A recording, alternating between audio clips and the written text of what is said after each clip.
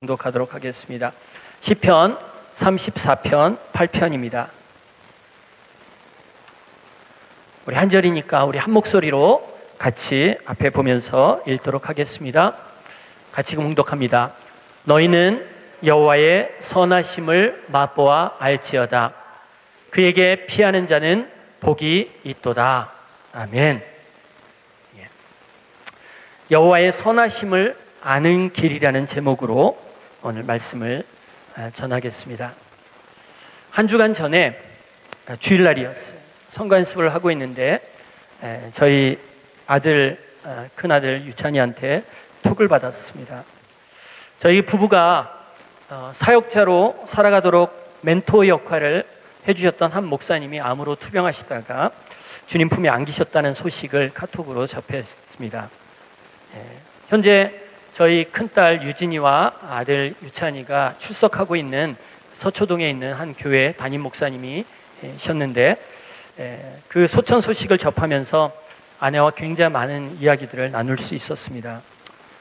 여러분들이 좀 전에 찬양 불렀던 내 손을 주께 높이 듭니다. 이 찬양을 작사했던 박미래 목사님이라는 여자 목사님이신데요.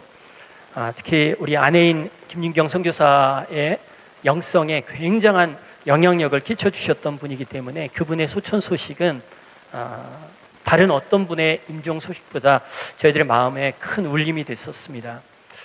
지난 겨울 한국 방문을 할 때 마지막 주일, 2018년도 마지막 주일과 첫 번째 예배, 송구영신 예배를 그 교회에서 드리면서 그분의 목사님의 설교를 들었는데 그 고인 되신 목사님의 그 영성 어린 그 말씀을 들으면서 올해 새롭게 어떤 자세로 임해야 될까, 그 한 해 동안 새로운 각오로 함께 임했던 그 목사님의 그 말씀, 설교 말씀이 아직도 마음속에 깊이 남아 있습니다.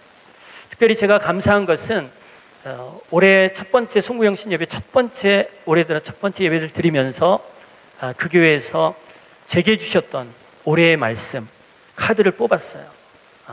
이 카드였는데 2019년도 내게 주신 하나님의 말씀 제비뽑기로 저한테 주셨던 말씀인데 이 말씀이 바로 너희는 여호와의 선하심을 맛보아 알지어라. 그에게 피하는 자는 복이 있도다. 바로 시편 34편 오늘 본문 말씀입니다. 저는 이 말씀을 지난 6개월 동안 계속적으로 묵상해 오면서 하나님께서 제게 깨닫게 해준 것이 참 많았습니다. 순간순간 이 말씀을 떠오르면서 여호와의 선하심을 맛보아 알지어라. 그에게 피하는 자는 복이 있도다. 이 말씀을 통해서 너무나도 받은 은혜가 많고 또 깨달은 것이 있어서 오늘 함께 여러분한테 말씀을 들고 나누려고 했습니다.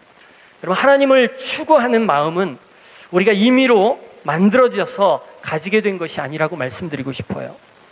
우리에게 있어서 하나님을 추구하고 하나님을 바라는 마음은 하나님께서 우리 안에 심어두신 귀한 소망이라는 것을 깨달았습니다. 이 소원은 오늘 본문 말씀처럼 여호와의 선하심을 맛보아 알아감에 따라서 우리 안에 하나님을 바라보고 하나님을 추구하는 마음이 점점 자라간다는 사실을 깨닫게 됩니다. 여러분, 하나님의 선하심을 깨닫는다는 것, 저절로 이루어지는 것 결코 아니라는 것을 여러분들 경험을 통해서 아실 수 있을 겁니다. 우리 하나님 참 좋으신 분이죠? 그렇죠? 선하신 분이라는 것을 우리는 아무리 강조하고 아무리 우리 하나님 좋으신 분이다 라고 가르치고 또 성경에 그렇게 쓰여져 있습니다 라고 말한다 할지라도 이 사실이 진정한 신앙으로 고백되어지고 이것이 선하신 하나님이고 참 좋으신 하나님이다 라는 것이 정말 느껴지는 것, 이건 저절로 이루어지는 것이 아니라는 거죠. 신앙은 단순히 머리로서만의 어떤 지식적인 인식만으로 자라지 않는다는 거예요. 어떤 정보의 수준의 지식으로가 아니라 우리의 삶을 통한 구체적인 체험을 전제로 했을 때 그 신앙이 바른 신앙으로 자라갈 수 있다라고 얘기할 수 있습니다. 그래서 오늘 본문은 하나님의 선하심을 맛보아 알지어다 라고 강조하고 있다는 거죠. 여러분, 하나님의 선하심을 깨닫는 것은 전적으로 성령님의 능력 안에서 이루어진다는 것을 아셔야 됩니다. 여러분 안에 하나님이 정말 내가 좋은 하나님이다, 그 하나님이 좋게 느껴지고 그 선하심에 어찌할 바를 몰라 했던 그런 경험들이 다 있을 거라고 생각이 돼요. 그런 경험이 있었던 사람들은 바로 여러분들 안에서 성령님께서 그런 능력을 주셨기 때문에 가능했다라는 거예요. 성령 없이는 하나님이 좋으신 분이고 하나님 정말 선하신 분이라는 거 깨달을 수 없다라는 것입니다. 감사할 수 없다라는 거예요. 그것을 맛보아 알아야 한다라고 오늘 성경 말씀은 이야기하고 있어요. 본문에서 맛보다라고 번역된 히브리어 타암이라는 말인데, 이것은 음식을 맛을 보다라는 말로 직접 우리가 경험을 통해서 어떤 점검이나 확인하는 것을 의미하는 말이에요. 맛보다, 경험을 통한 확인하는 것이다. 알다라는 말로 번역된 말 라라는 히브리어인데, 이것도 역시 직접 눈으로 목격하는 것을 뜻하는 것입니다. 내가 눈으로 목격해서 알아가는 것, 이 두 가지, 맛보아 알다라는 이 두 단어는 모두 직접 우리의 삶에서 구체적인 체험을 통해서 경험적으로 알아가는 것을 말하고 있다는 것입니다. 따라서 이것은 거듭난 사람일지라도 한 번에 그냥 단 한 번의 중생의 씻음과 성령의 새롭게 하심으로 이것이 딱 알아지는 것이 아니라, 한 번 알고 끝나는 것이 아니라 우리의 생애 속에, 인생 속에서 전생에 걸쳐서 계속적으로 우리 안에 개발되어야 되는 것입니다. 왜? 우리의 경험을 통해서 점점 더 깊게 하나님의 선하시고 하나님이 좋으신 분이라는 것, 점점 그것이 깊어져 가야 된다는 거죠. 바울은 우리에게 이렇게 설명하고 있습니다. 고린도전서 13장 10절에서 12절 말씀, 우리 함께 같이 읽도록 하겠습니다. 온전한 것이 올 때에는 부분적으로 하던 것이 패하리라. 내가 어렸을 때에는 말하는 것이 어린아이와 같고 깨닫는 것이 어린아이와 같고 생각하는 것이 어린아이와 같다가 장성한 사람이 되어서는 어린아이의 일을 버렸노라. 우리가 지금은 거울로 보는 것 같이 희미하나 그때에는 얼굴과 얼굴을 대하여 볼 것이요, 지금은 내가 부분적으로 아니 그때에는 주께서 나를 아신 것과 같이 내가 온전히 알리라. 여러분, 온전한 것이 오면 부분적으로 하던 것이 끝난다라고 말씀하고 있어요. 지금은 거울로 보는 것 같이 희미하다라는 거예요. 당시 거울은 지금처럼 선명한 그런 거울이 아니었어요. 그렇기 때문에 늘 거울로 봐도 희끄무리하게만 보이는 것입니다. 선명하지가 않아요. 여러분, 무슨 말씀입니까? 주님은 주님에 관한 신앙의 모습이 우리에게 선명하지 않고 희미하게 확실하게 잡히는 것이 없다라는 것입니다. 어찌 보면 지금 현재 우리들의 신앙의 모습을 일컫는 말씀과 똑같다라고 생각이 되었어요. 우리가 주님을 믿고 이 땅에서 은혜를 받으면서 신앙생활을 하고 있지만 수많은 삶의 정황 속에서 어려운 난관들을 겪으면서 주님의 선하심에 대해서 우리 의심할 때가 한두 번 아니지 않습니까? 정말로 우리가 믿음이 있다라고 얘기하지만 우리 믿음을 지키고 그 믿음대로 순종하며 살아가는 것, 그러지 못할 때가 너무나도 많다라는 거죠. 우리의 믿음이 볼 때 정말 선명하지 않다라는 거죠. 뭔가 확실하게 알 것 같으면서도 알지 못하는 것이 바로 우리들의 수준이라는 거죠. 우리 믿음의 수준이라는 거죠. 주님을 향한 우리의 믿음이 오늘 바울이 이야기하고 있는 선명하지 않는 희미한 신앙의 모습을 하고 있다는 것이 문제라는 것이죠. 그러나 주님과 직접 우리가 만나는 때가 되면 주님이 저희들을 아시는 것 같이, 주님 우리들을 어떻게 하신다, 머리털까지 세신 바 됐다 그랬어요. 세밀하게 우리의 마음과 생각을 다 아시는 분이 주님이에요. 그 주님이 나를 아는 것처럼 내가 주님을 알 수 있다라고 성경은 이야기하고 있다. 모든 우리가 지금 갖고 있는 신앙적인 궁금함이 주님 만나는 그때가 되면 해결될 거라고 생각합니다. 하나님의 얼굴을 구하는 것, 여러분, 그래서 하나님의 얼굴을 구해야 된다는 거죠.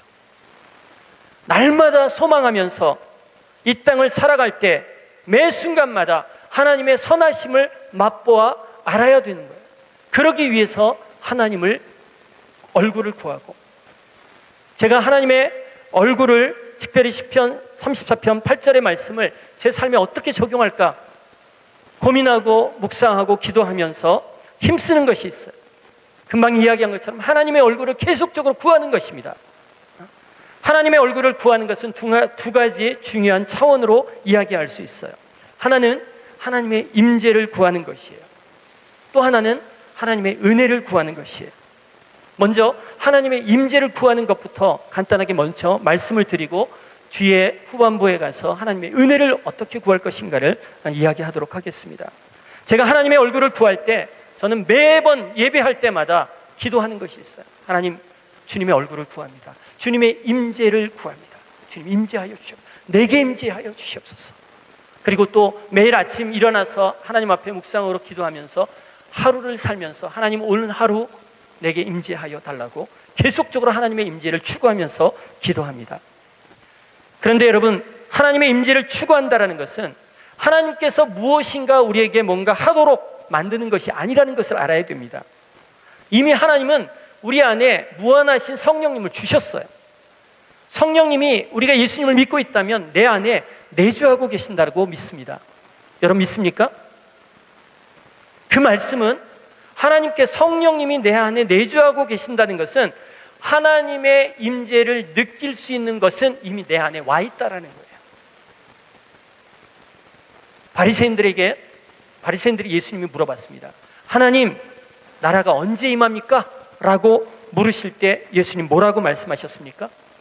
하나님 나라는 볼 수 있게 임하는 것이 아니라 여기 있다, 또 저기 있다라고 못하리니 하나님 나라는 너희 안에 있다 라고 말씀하셨어요.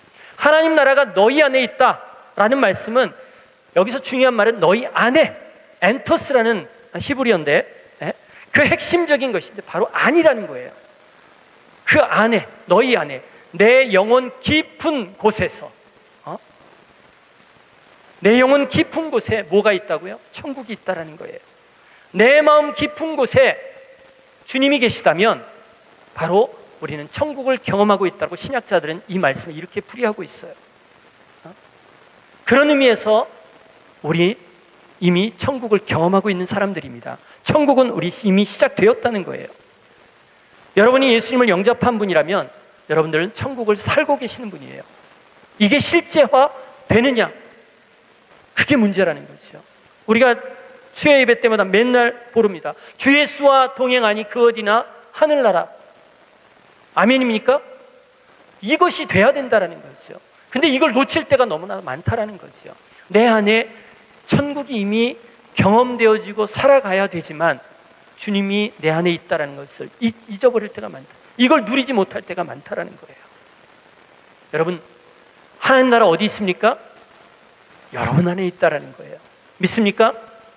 예, 여러분 그것을 임재하지. 내가 가는 곳곳마다 하나님의 임재가 따라다닐 수 있다라는 거예요. 그걸 믿음으로 성령님께서 깨닫게 해주실 수 있다라는 거예요. 그것을 믿고 살아가는 사람들께 우리는 천국을 매일매일 경험할 수 있다라는 거예요. 주 예수와 동행하면 그 어디는 하늘나라라고 이야기하고 있어요. 여러분 안에 하나님 나라가 있죠? 예. 그런데 유명한 복음주의 작가인, 영성 작가인 필립 얀시라는 사람이 책을 썼는데 그 책 제목이 이런 내용이에요. 아, 내 안에 하나님이 없다. Reach for the invisible God. 저는 이 제목을 처음 봤을 때 불신자들의 상태를 말하고 있는 줄 알았어요. 근데 그 옆에 보면 제목에 보면은 보이지 않는 하나님의 신비, 부제가 딸렸어요. 그리고 그분과의 인격적인 사귐이다 라는 말을 보았을 때 이미 우리 안에 천국이 시작되었지만 그 보이지 않는 주님과의 인격적인 사귐이 없기에 그 나라를 경험해 보지 못하고 볼 수 없다라는 거죠. 그것을 필립 얀시는 바라보고 우리의 상태를 그대로 내 안에 하나님이 없다라고 이야기하면서 말씀하고 있었다라는 거죠. 여러분 꼭 한번 저 책을 읽고 정말 내가 놓치고 있는 하나님과의 인격적인 사귐, 과연 내 신앙을 점검할 때 내 안에 하나님이 있는가 없는가를 점검하는 그런 기회를 가졌으면 좋겠습니다. 여러분, 우리가 하나님과 하나님 나라와 얼마나 일치하며 살아가고 있는가, 그 정도에 따라서 하나님의 임재를 경험하게 된다라는 거죠. 그리고 하나님의 임재를 얼마나 경험하느냐는 것은 우리가 하나님을 어떤 분으로 믿고 알아가고 있느냐, 그런 진리와 상응하고 있다는 거예요. 다시 말해서 우리가 하나님을 얼마나 잘 알고 있느냐, 그만큼 하나님의 임재를 경험할 수 있다는 거죠. 하나님을 깊이 알고 있다면 하나님의 임재를 깊이 경험할 수 있다는 거죠. 하나님을 알고 있는 만큼, 그 수준만큼 하나님의 임재를 경험할 수 있다는 것입니다. 우리의 삶을 하나님과 하나님 나라에 더 완전하게 일치시키고 싶다면 우리에게 필요한 것은 하나님의 선하심을 뜨겁게 확신해야 된다는 거죠. 하나님 좋으신 분이고 우리 인생 가운데 선하신 분이라는 것을 분명히 확신하고 있을 때, 그런 하나님이라고 내가 믿고 있을 때 하나님의 임재를 더 깊게 느낄 수 있다는 거죠. 맞물려 간다는 거예요. 하나님의 선하심을 맛보아 알아라. 여러분, 하나님의 선하심이란 구체적으로 무엇을 의미합니까? 본질적으로 두 가지를 이야기할 수 있어요. 하나님의 선하심은 우선 우리를 택하셔서 하나님의 자녀로 삼아주셨다는 것, 이것이 선하심입니다. 하나님과 나의 관계가 완전히 바뀌어졌다는 거예요. 죄인이었던 우리를 하나님의 자녀가 되게 하셨다는 거죠. 하나님 누구십니까? 우리의 참 아버지가 되어주셨다는 것입니다. 아버지와 아들과의 새로운 관계가 형성이 됐다는 거예요, 우리 안에. 이 상태를 누리는 사람이 되어야 된다는 거죠. 이게 바로 선하신 하나님이라는 것의 증거라고 얘기할 수 있어요. 또 하나의 하나님의 선하심이란, 하나님께서 자녀로 받은 우리에게 항상 하나님은 신실하시다라는 거예요. 우리를 향한 하나님의 신실하심이 계속적으로 되어진다라는 겁니다. 이거는 주님과의 지속적인 관계를 유지하기 위해서 우리가 누려야 될 영적인 특권이라고 이야기할 수 있어요. 그 영적인 특권이 바로 하나님의 신실함이라는 거죠. 우리 인생 가운데 늘 함께 하시는 그분은 우리와 함께 신실하신 분으로 임하신다라는 거죠. 함께 하신다는 거죠. 로마서에 보면 뭐라고 얘기합니까? 누가 우리를 그리스도의 사랑에서 끊으리요? 환난과 곤고나 박해나 기근이나 적신이나 위험이나 칼이랴. 내가 확신하노니 사망이나 생명이나 천사자들이나 권세자들이나 현재일이나 장래일이나 능력이나 높음이나 기품이나 다른 어떤 피조물이라도 우리를 우리 주 예수 그리스도 안에 있는 하나님의 사랑에서 끊을 수 없느니라. 여러분, 이 같은 확신과 담담함, 담대함, 이것이 어디에서 나옵니까? 하나님이 나를 향한 인자하심, 선하심이 정말 확신하기 때문에 이런 담대한 고백이 나올 수 있다는 것이죠. 여러분, 하나님의 인자하심, 헤세드라는 단어인데 그 원어적인 의미는 하나님의 변함없음을 이야기하는 말입니다. 헤세드라는 말이에요. 하나님이 인자하시다, 우리를 향해서 인자하시다라는 것은 하나님 변함없이 우리를 대하신다라는 거예요. 그런 신실하심이 우리 하나님이라는 거죠. 그 신실하심이 골로새서 1장 17절 말씀에 뭐라고 얘기합니까? 또한 그가 만물보다 먼저 계셨고 만물이 그 안에 함께 섰느니라. 이 말씀의 원어적인 의미는 그 밑에 있는 말씀처럼 이 세상의 모든 만물이 그분에 의해서 유지되고 있다라는 말입니다. 영어 성경에도 우리 주님이 모든 만물을 함께 붙들고 있다라고 표현하고 있어요.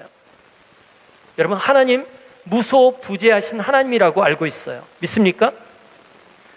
하나님이 계시지 않는 곳이란 상상할 수 없기 때문에 우리가 있는 어느 곳이든 우리 하나님과 함께 있을 수 있다는 거예요. 우리가 하나님의 임재를 구한다고 할 때 바로 이 말씀이, 이 진리의 말씀이 기초가 되어야 된다는 거예요. 또 우리가 두세 사람이 내 이름으로 모인 곳에서 나도 그들 중에 있다라고 이야기했어요. 여러분, 이 사실을 알 때 하나님의 임재에 관해서 우리는 더 깊은 임재를 경험할 수 있다는 거예요. 두세 사람이 내 이름으로 모였을 때 하나님의, 나 혼자 모여도 내 안에 주님의 임재를 경험할 수 있는데, 그 똑같은 사실을 확신하고 있는 사람들끼리 모여서 예수 이름으로 모인 그 자리, 얼마나 큰 임재가 그 속에 임하겠습니까? 여러분, 오늘 이 순간에도 우리가 예수 그리스도 이름으로 예배하는 자리로 함께 모였잖아요. 이 속에 하나님의 임재를 느끼지 못한다면 누구 탓이겠어요? 하나님 탓이겠어요? 아니라는 거죠. 우리 안에 분명히 두세 사람 내 이름으로 모인 그곳에 주님이 임재하신다고 해서 함께 하신다 그랬어요. 내가 그것을 믿음으로 받고 보고 느낄 수 있어야 된다는 거죠. 그걸 구할 수 있어야 된다는 거죠. 여러분, 예배의 이 자리, 여러분 예수님의 이름으로 모였다는 것은 가만히 생각해 봤어요. 예수님의 이름으로 모인다는 게 뭘까? 2000년 전에 예수님께서 사람을 만나셨을 때와 똑같아야 된다라고 생각이 됩니다. 여러분, 예수님이 2000년 전에 이 땅에 살아 계실 때 많은 사람들을 만나셨어요. 근데 아무런 목적 없이 그 사람들을 만났을까요? 여러분들 성경을 연구하고 읽다 보면 예수님이 만날 때마다 그 사람과의 만남에 목적이 있었다는 거예요.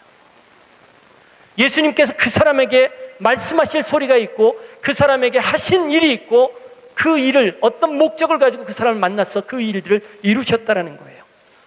여러분, 예수님으로 이 시간 예배 모임으로 예배 자리로 이 시간 모였다는 것은 우리도 똑같다는 거죠.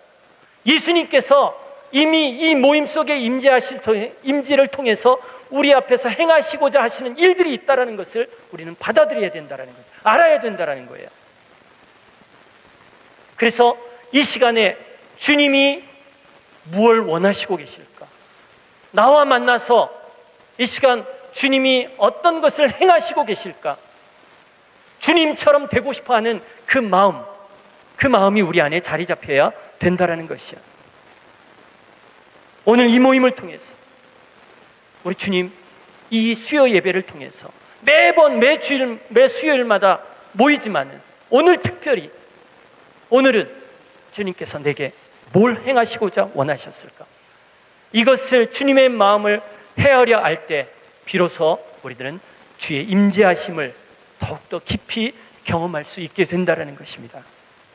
지금 이 순간 하나님께서 우리의 존재를 주님 임재로 우리를 붙잡고 계시는 걸 믿음으로 받으셔야 돼요. 아울러 하나님은 여러분들의 인생을 통치하기를 원하신다는 거죠. 통치하시기 위해서 내 안에 임재하신다는 거예요.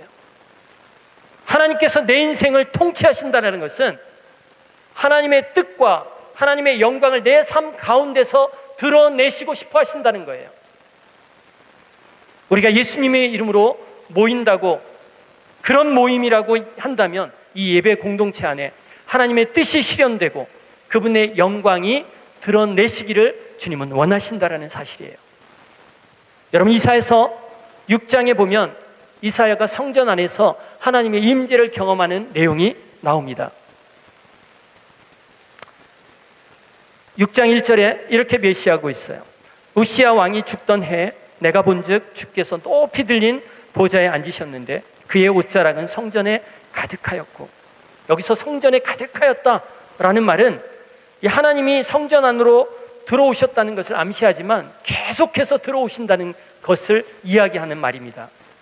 이사야는 하나님의 임재가 계속 성전 안에 가득 차고 있는 것을 지금 보고 있는 것이에요.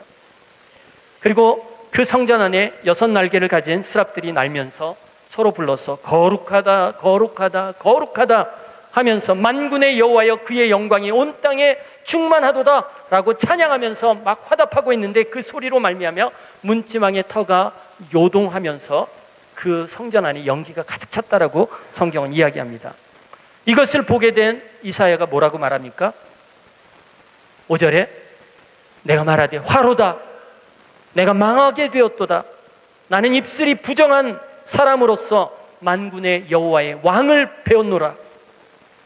그러면서 어찌할 바 모르고 갈팡질팡하고 있을 때 한 천사가 벌겋게 핀 숯불을 가지고 와서 이사야의 입술에 대면서 내 악이 제하여졌다 내 죄가 사함받았다 라고 얘기했어요.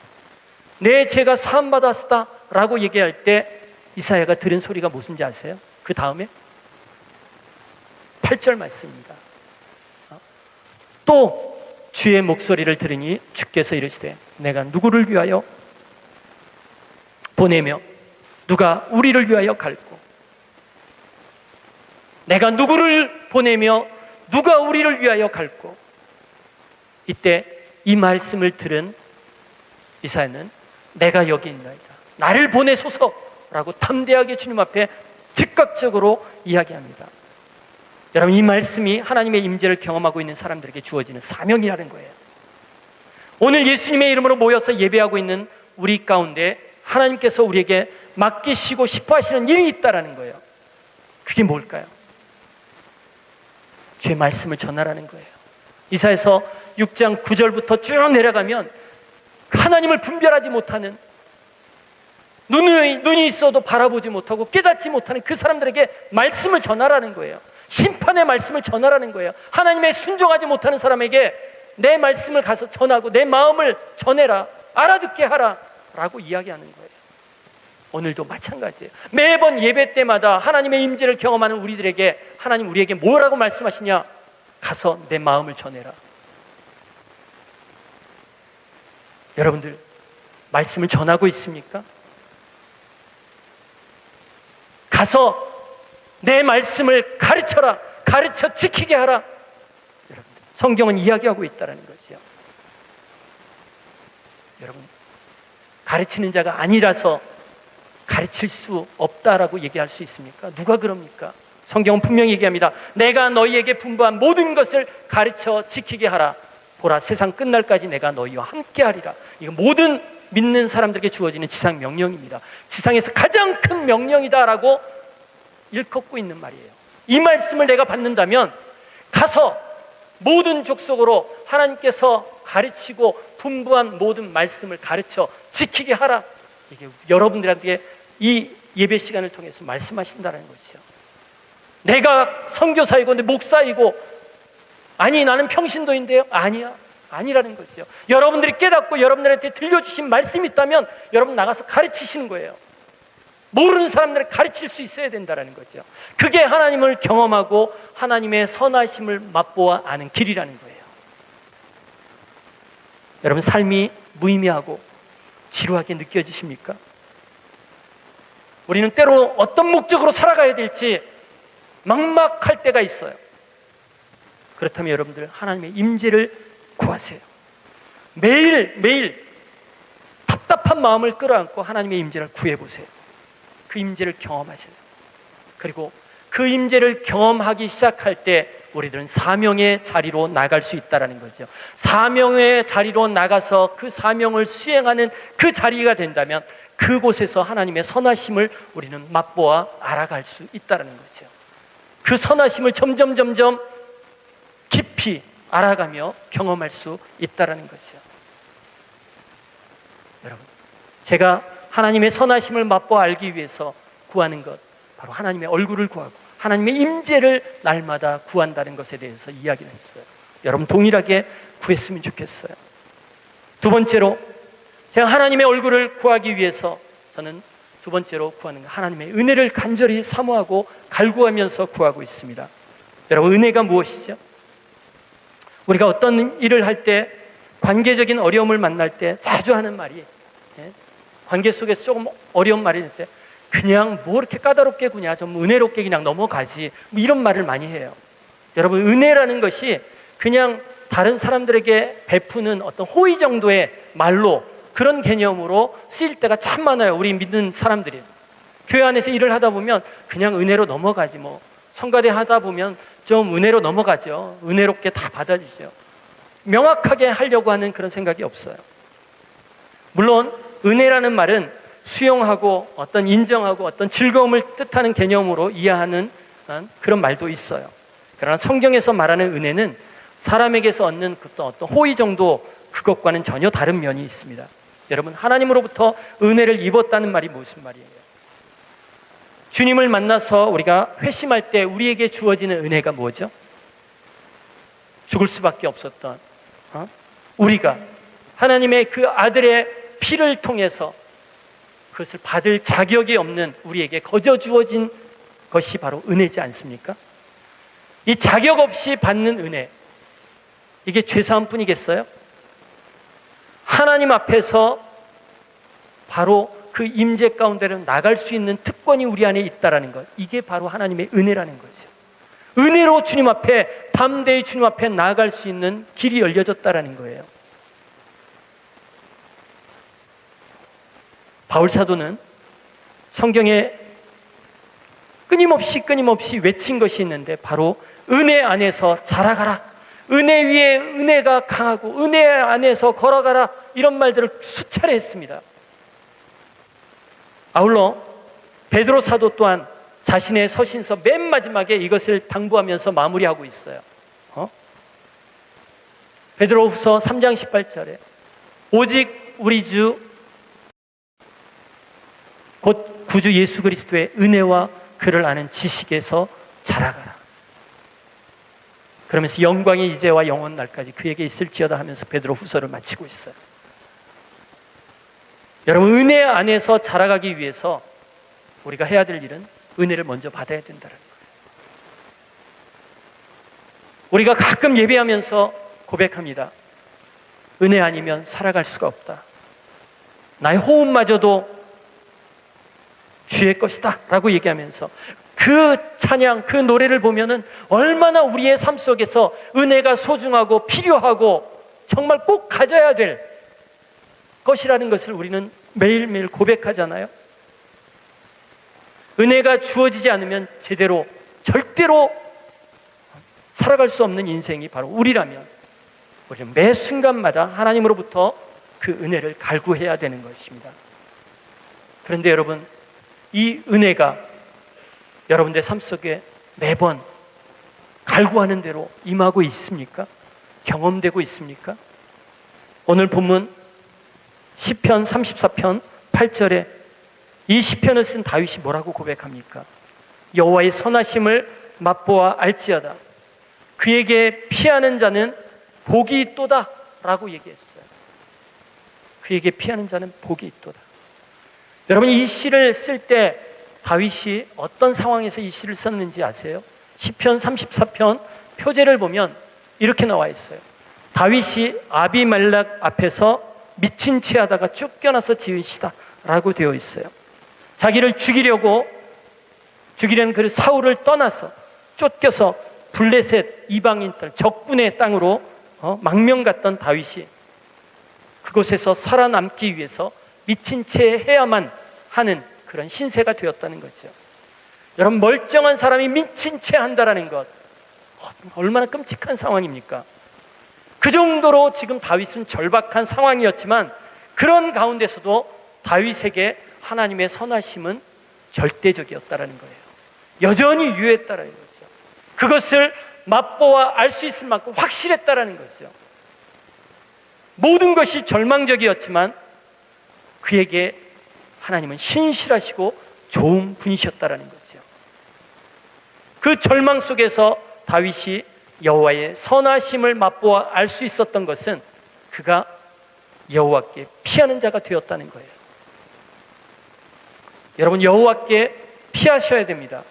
여호와께 피한다는 것은 무슨 말입니까? 인간의 능력으로 아무런 가능성이 없다라는 거예요. 없었을 때 그때 비로소 여호와께 피하는 거예요. 아무런 힘이 없는 어린아이가 그냥 부모 품에 팍 안겨서 살아가고 있는 그 모습 똑같은 거예요. 여러분, 인생을 살아갈 때 정말로 내 힘으로 어찌할 바 모를 때, 그럴 때 여러분 어떻게 하고 있어요? 발버둥 치고 있지 않습니까? 그럴 때 비로소 여호와께 피할 수 있다는 거죠. 바울은 지금 미친 채 할 정도로 절박한 그런 상황 속에서 주 여호와께 피했다는 거죠. 그럴 때 주님은 안전하게 그를 보호하시고 그것을 뭐라고 했어요? 바울은 복이 있도다 라고 이야기한다는 거죠. 절망적인 상황에서 주께 피하여 주님의 철저한 보호하심을 받는 상황, 그 상황이 바로 주님께서 우리에게 베푸시는 복이라는 거예요. 히브리어로 아쉐레이라는 말인데, 복을 뜻하는 말인데, 이 아쉐레이라는 것은 복의 결과로서 우리에게 주어지는 것입니다. 결과예요, 결과. 다시 말해서 이때 받은 복은 삶을 통해서 대내외적으로 겉으로 드러나는 복이라는 거예요. 하나님께 피하는 자에게는 그들에게 주어지는 복이 있다면 내 삶을 통해서 그 복이 보여지게 되어 있다는 거예요. 드러나게 되어 있다는 거예요. 우리는 너무나 잘 알아요.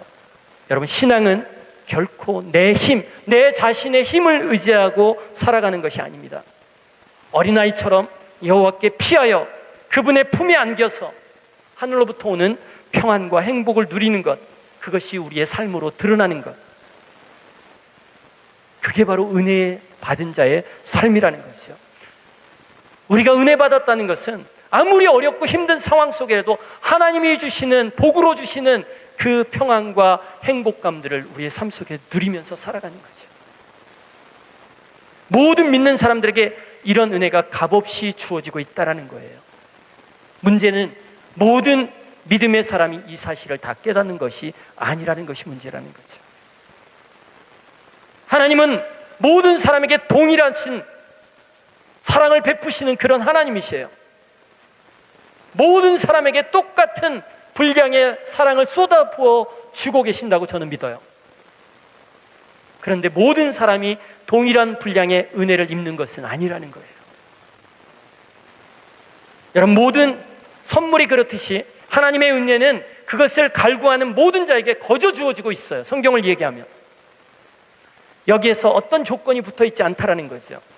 그런데 우리가 알아야 될 것이 있다면 그 주어지는, 여러분에게 선물로 주어지는 그 은혜에도 목적이 있다는 거예요. 그런데 많은 사람은 그 받은 은혜를 의도된 목적에 맞게끔 활용하기를 선택하지 않는 것 같아요. 아예 은혜 받은 것조차도 그때만 은혜 받은 것에 만족하고 그것을 사용하기를 꺼려하는 사람들이 있다는 거예요.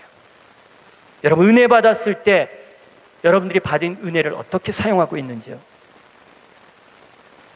문제는 하나님께서 내게 주신 은혜로 내가 무엇을 했는가, 이 깊이 깨달아 알 수 있어야 된다는 거예요. 하나님께서 우리에게 왜 은혜를 주셨을까요? 우린 가끔가다 하나님으로부터 굉장한 은혜를 받을 때가 있어요. 여러분, 그런 은혜를 누리고 하나님께 깨달았을 때 모든 것이 다 즐겁고 모든 이 환경이 다 새롭게 느껴져요. 내 안에 있는 모든 문제가 다 해결된 것처럼 느껴져요. 기쁨이 솟아납니다. 그런데 그런 은혜, 그렇게 기뻤던 그 은혜, 이게 매일 삶 속에서 계속 지속되고 있나요? 그렇지 않을 때가 더 많다라는 것이죠. 여러분, 이것은 우리가 은혜 속에서 계속 자라가야 될 이유가 된다는 거예요. 예수님 어렸을 때 어떻게 자랐다고 했을까요? 어릴 시절 때 지혜와 키가 자라가며 하나님과 사람들에게 더 사랑스러워 갔더라 라고 이야기했어요. 여러분, 예수님도 그 사역을 앞두고 하나님에게 또는 사람들에게 점점 사랑받으면서 자라갔다라는 거예요. 이 말씀은 우리 똑같이 적용할 수 있다는 것이죠. 예수님께서 더 많은 사랑을 받으면서 자라가면서 고난을 당하면서 순종함을 배우면서 그 사역들을, 십자가의 사역들을 감당할 수 있다고 성경은 이야기하고 있어요. 그렇다면 예수님이 더 큰 사랑을 매일매일 예수님도 필요했다면 우리들도 동일하다는 것이죠. 우리에게 더 많은 은혜가 주어지도록 살기 위해서 우리에게 주어진 은혜 사용할 줄 알아야 된다는 거죠. 그걸 순종할 줄 알아야 된다는 거죠. 여러분, 다시 묻겠습니다. 여러분, 은혜 받았을 때 그 은혜로 무엇하며 살고 계십니까? 하나님의 은혜에서 자라고 한다는 것은 깊이 묵상해 보니까 저는 청지기의 역할과도 같다라고 이야기했어요. 여러분, 청지기는 어떤 사람입니까? 주인으로부터 무엇인가 맡겨진 것이 있는 사람이 바로 청지기예요. 오늘 하나님께서 이 예배를 통해서 우리에게 주시는 은혜가 있었다면, 또 제 말씀을 듣는 중에 하나님께서 깨닫게 해주시는 은혜가 있었다면, 여러분들에게 특별히 이 예배를 통해서 하나님이 특별히 주신 꿈과 소원을, 하나님의 소원을 여러분에게 맡기시고 계셨다라고 받으셔도 된다라는 거죠. 내가 이루고 싶은 꿈이 아니라 하나님이 여러분들을 통해서, 한 사람 한 사람을 통해서 지금 이루고 싶은 꿈을, 그 소원을 여러분 앞에 말씀하고 계시다는 거예요. 그렇다면 여러분들이 은혜 받았다면, 말씀에 뭔가 느낌이 있다면 여러분들은 바로 사명자가 된다는 거예요. 은혜로 누리며 더 큰 은혜로 누려가고 자라갈 수 있도록 하는 것은 이 은혜를 주신 목적에 따라서 그대로 그것을 수행하며 살아갈 때 더 그렇게 할 수 있다는 거예요. 우리가 큰 은혜를 받았을 때 우리에게 일어나는 것 무엇입니까? 저의 같은 경우는 뭔가 막 하고 싶어요. 은혜 받았을 때 나타나는 증상이 있다면 먼저 기쁨이에요. 정말 즐거워요. 여러분, 내적인 평안과 즐거움이 내 안에서부터 막 우러나오기 시작해요. 은혜 받은 사람들은. 왜 기쁨이 우러나올까요? 주님께서 주신 기쁨이라면 함께 나누라고, 마음껏 나누라고. 나누면 2배, 3배로 커진다는 거죠. 은혜 속에서 내가 은혜를 받으면서 하나님으로부터 위로함이 있었다면 어떻게 해야 됩니까? 그 위로를 필요로 하는 사람을 찾아가서 그 위로를 전해주라는 거예요. 내가 은혜를 받았는데, 너무나도 큰 은혜를 받았는데 보니까 내 안에 재정적인 여유가 좀 있다. 그러면 내가 가진 재물을 가지고 내 재물이 필요로 하는 사람들을 찾아가서 나눠주라는 거예요. 나에게 주어진 은혜가 무엇인가, 뭔가 깨달은 것이 있다. 이전에 알지 못했던 새로운 비밀, 새로운 지혜가 내 안에 들어왔다. 그러면 그걸 가지고 나가서 가르치라는 거예요. 가르쳐서 하나님 깨달게 해주신 그 지혜를 가르쳐서 알게 하라는 거예요. 저의 경험을 말씀드리면, 저의 경우에는 하나님으로부터 받은 은혜가 아주 클 때면 하나님은 제게 사람들을 보내주셔요. 평소에 찾아오지 않던 사람들도 가끔 가다가 제게 찾아와요. 나를 찾아와서 교제를 신청합니다. 그래서 교제하고 하다 보면 제가 받고 막 누리고 있는 그 은혜가 나오지 않을 수가 없잖아요. 막 말해요. 그 은혜를 막 나누고 막 하다 보면 하나님께서 왜 목사님을 찾아가라고 했는지 이제 알겠네요. 내가 풀리던 그 문제가 목사님 간증하면서 은혜 받은 이야기를 들으면서 내가 해결됐어요 라고 고백할 때가 너무나도 많다라는 거죠. 여러분, 그런 이야기들을 들었을 때 나는 내가 받은 은혜를 이야기하는 것으로 끝났는데, 그 사람이 필요로 하고 꼭 필요했던 이야기를 나를 통해서, 내가 은혜 받은 얘기를 통해서 하나님이 말씀하셨다라고 그 사람이 고백하는 그 소리를 내가 들을 때 내가 내 안에 더 차고 나오는 은혜를 더 누릴 수 있다는 거예요. 은혜를 더 경험할 수 있다는 거죠. 그러면서 더 큰 은혜 속에 우리 하나님이 하셨습니다 자랑하면서 기쁨으로 헤어지고 할 때가 있다는 거죠. 여러분, 지금 이 시간 어떤 은혜가 있습니까? 찾아가 나누십시오. 이것이 바로 다윗이 고백한 여호와의 선하심을 맛보아 아는 길입니다. 어떤 상황에 처해 있든지 우리를 철저하게 보호하시는 여호와 하나님께 피하십시오. 그분께로 달려가십시오. 그리고 그 품에 안기십시오. 날마다 이렇게 여호와의 얼굴을 구하고 하나님의 임재를 추구하고 하나님의 은혜를 더 갈구하는 여러분들이 되시기를 주의 이름으로 축원합니다. 아멘. 우리 함께 같이 이 찬양 부르면서 하나님의 임재와 하나님의 은혜를 더 갈구했으면 좋겠어요. 은혜 아니면 살아갈 수 없는